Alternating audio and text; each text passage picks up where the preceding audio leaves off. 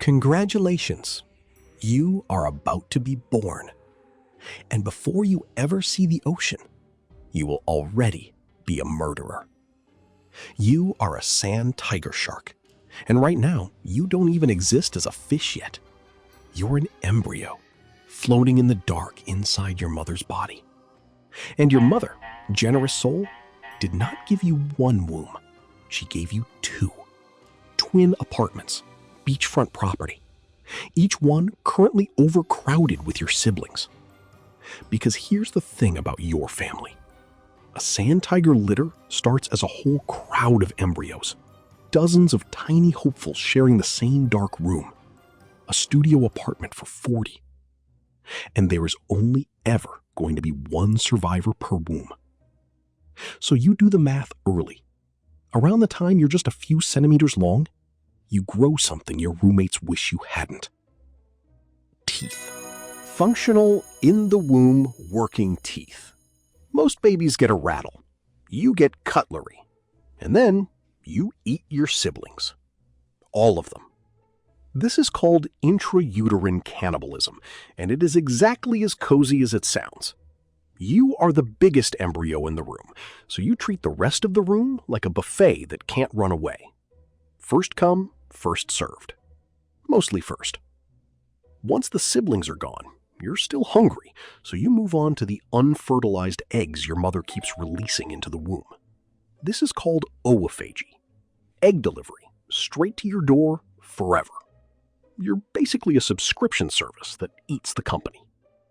So when you are finally born, after about 10.5 months of gestation, here's the head count.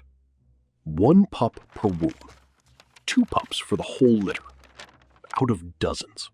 Your entire family reunion fits in your stomach, and you arrive ready.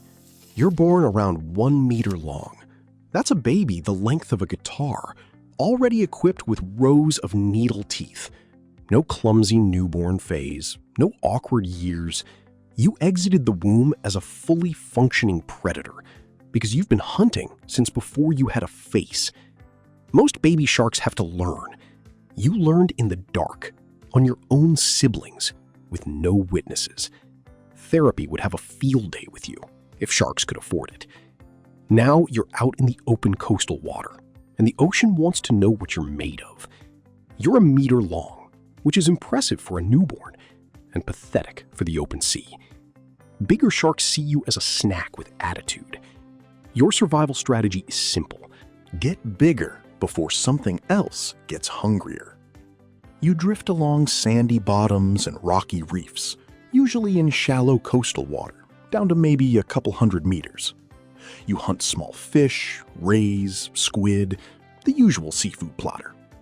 Your hunting style is patience, which is a polite word for lurking. But let's rewind a few million years, because you have a party trick no other shark on Earth can do. Sharks have no swim bladder, the gas-filled organ that lets bony fish hover in place. By all rights, you should sink like a brick the moment you stop swimming. Most sharks just accept this and keep moving forever. Cardio for life. But not you. You evolved a workaround. You swim to the surface and gulp air, swallowing mouthfuls and holding the gas in your stomach. You turned your gut into a balloon. You are the only shark known to do this. A self-inflating predator, a murder pool float. With that belly full of air, you achieve neutral buoyancy, and you just hang there, motionless, suspended in the water like a horror movie prop, perfectly still. And then a fish swims by and learns its last lesson. You're not floating, you're ambushing. You just made it look relaxing. Now, about your face. You have one of the most terrifying mouths in the ocean. Crooked, jagged teeth that stick out even when your mouth is closed, in a permanent snaggle-toothed grin. You look like the villain in every diver's nightmare. You look like you commit crimes for fun. And here's the twist. You're docile. Genuinely. Sand tigers are slow-moving and basically harmless to humans, unless seriously provoked. All those teeth, all that menace, and you mostly just vibe. The scariest face in the sea attached to the personality of a hall monitor. Those teeth aren't built for sawing through big prey anyway.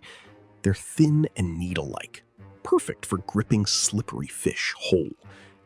You're not a chewer, you're a swallower. Table manners of a vacuum cleaner. Time passes. You grow. You become an adult, reaching up to around 3 meters long. Now you're the one cruising the reef, hovering motionless with a belly full of air, terrifying tourists who have nothing to fear. Living your best, slow, menacing life. And then comes love, or at least the shark version of it. Sand tigers reproduce slowly, painfully slowly. Females may only produce a litter every 2 years. And remember, that litter is 2 pups, because the rest got eaten in the womb. The least efficient family planning in the ocean. If you're a female, you carry the whole gladiator tournament inside you for 10.5 months. Then deliver the lone champions. 2 babies from a crowd of dozens. You don't raise them, of course.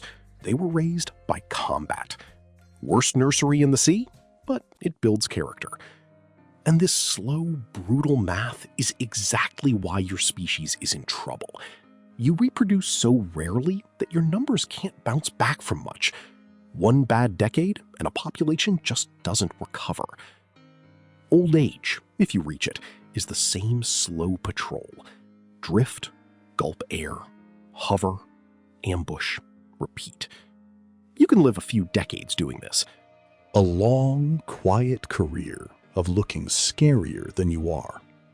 But eventually, the ocean collects on everybody.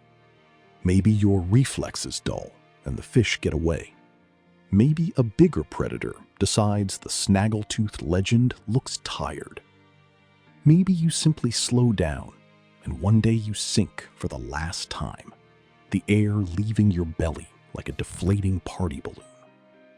You started life by eating your family in the dark. You ended alone, drifting down through the blue. Now, say your goodbyes.